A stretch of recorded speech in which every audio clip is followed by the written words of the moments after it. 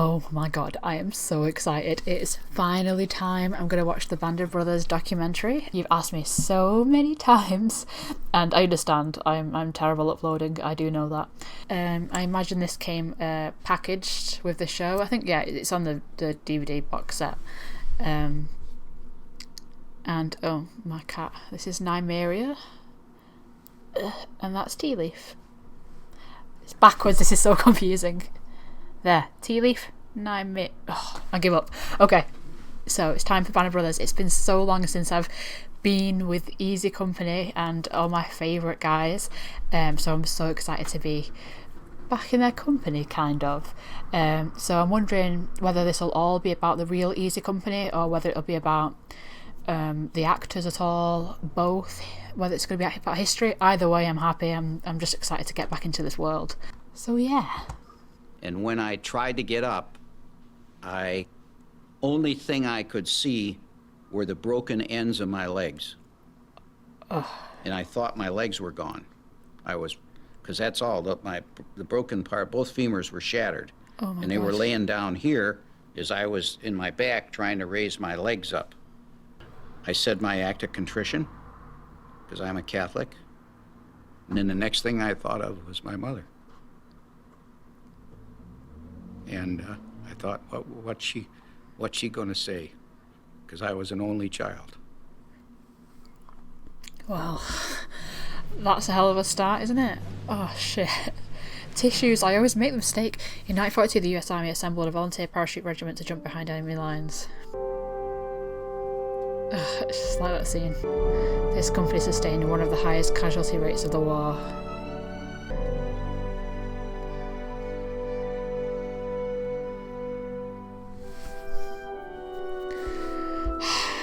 My name is C.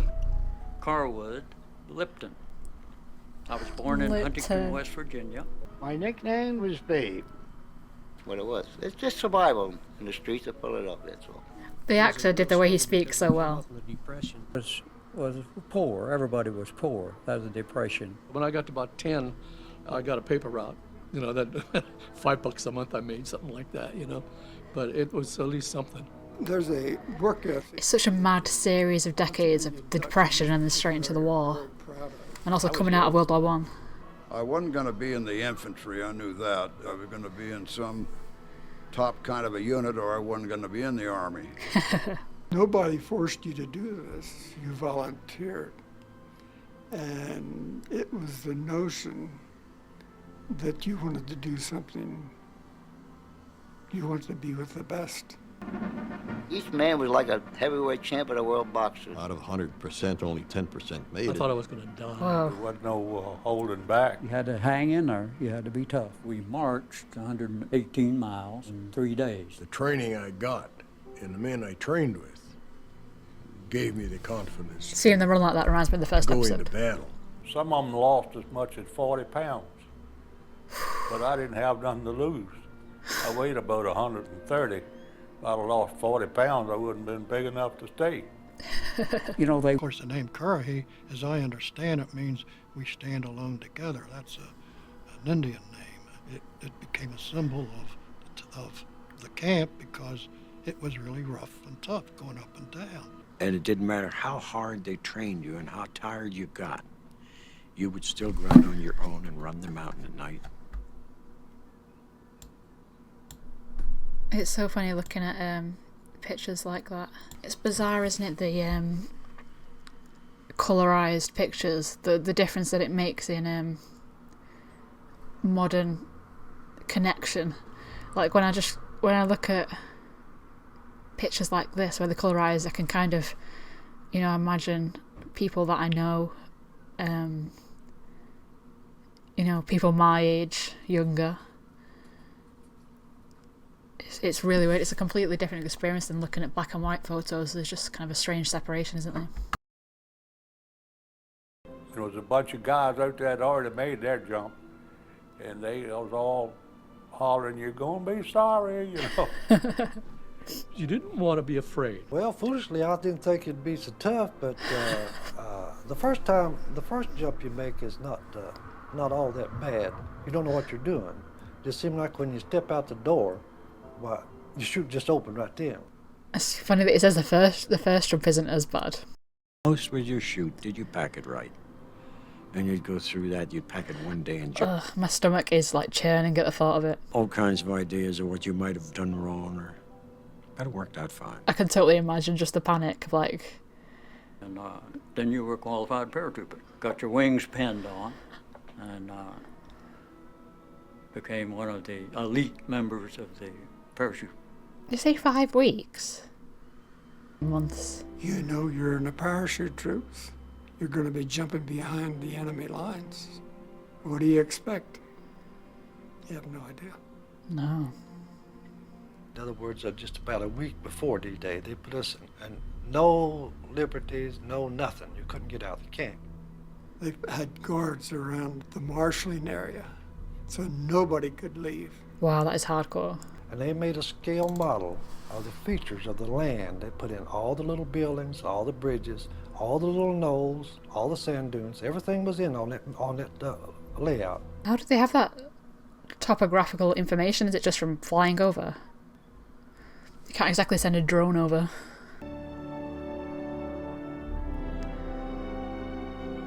It's so mad, this footage. Like, the people filming it know that people will be watching it like 80 years later. Oof, that looks heavy. A lot of them were very scared. I was scared too, but probably in a different way that other people were. As long as I was in that plane and they were going to get me there safely out of that plane, that's all that I worried about.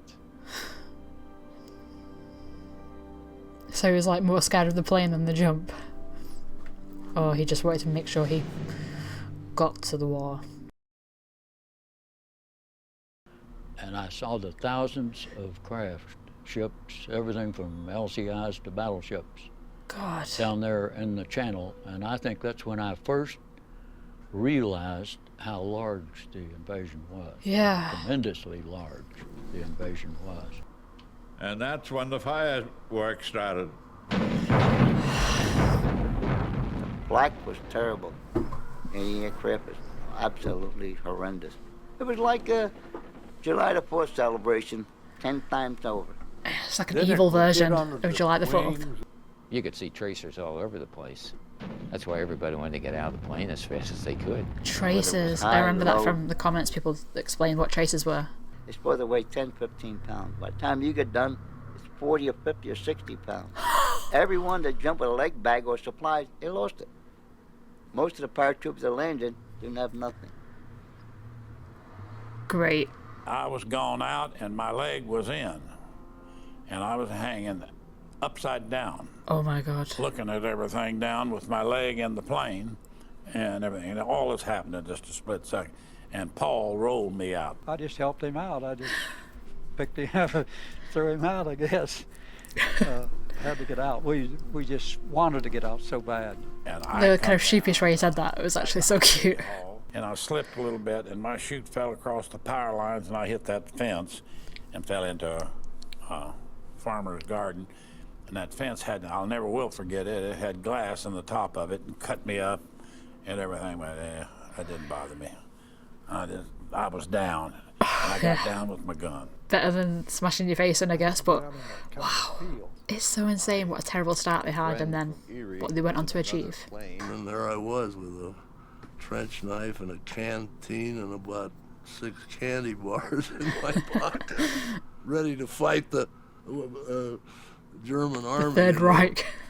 So whereas on the beach, those people coming in on those boats, those Germans had those big guns aimed right at them, just waiting on them. They had it tough. They had it tough. I admire everyone of them. Now they had it tough. Look how idyllic that looks in comparison.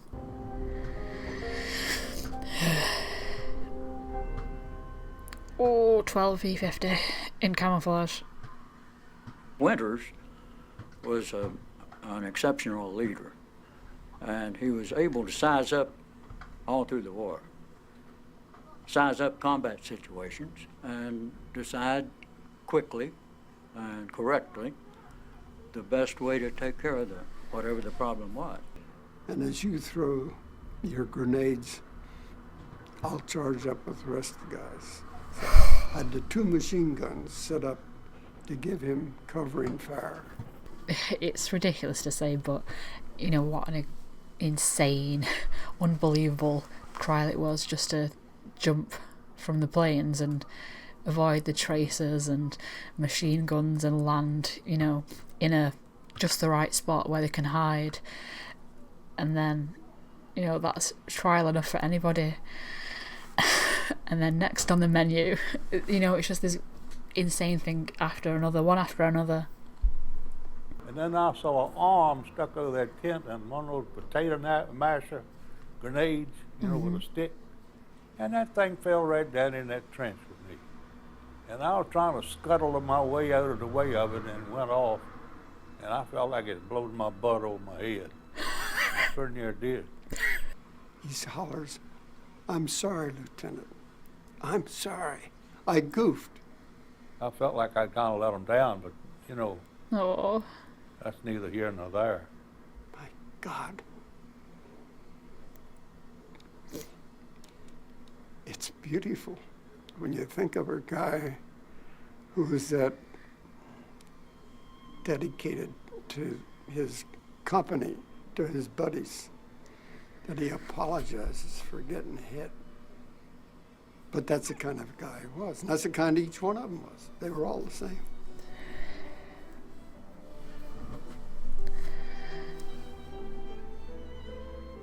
I look upon them, each man with great respect I can't describe. Drunk as a skunk. Well, in Scotland, here of course. I decided we'd go to Scotland and get a tattoo. We didn't figure we had a chance to come home.